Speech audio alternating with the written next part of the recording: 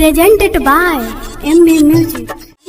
बोला ना खेला करी तू, बोला ना खेला करी तू, तबही के कहिया, तबही के कहिया। लफर से कब बन बही गे सैया, बोला ना खेला करी तू, तबही के कहिया, तबही के कहिया। लफर से कब बन बही तू सैया, बोला ना खेला करी तू, तबही के कहिया।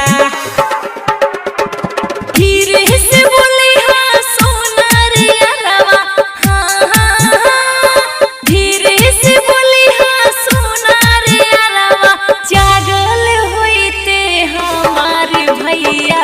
लफर से कब बन बही गे सैया, बोला ना खेला करी तू, दबही गे कहिया, दबही गे कहिया। लफर से कब बन बही तू सैया, बोला ना खेला करी तू, दबही गे कहिया, दबही गे कहिया। बोला ना खेला करी तू, बोला ना खेला करी तू, दबही गे कहिया, दबही गे कहिया।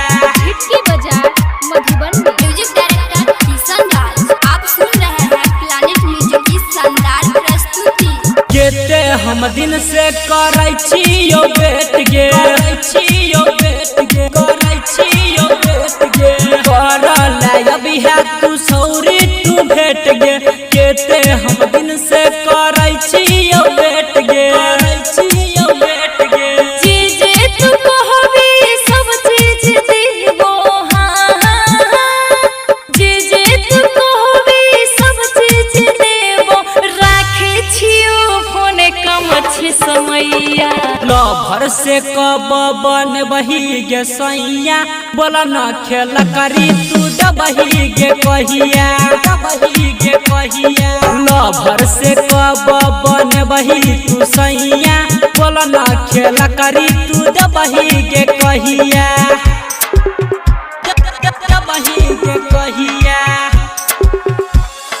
बोला ना खेला करी तू, बोला ना खेला करी तू, दबही गे कहिया, दबही गे कहिया। हिटकी बाजार मधुबन में आप सुन रहे हैं प्लैनेट म्यूजिक की शानदार प्रस्तुति।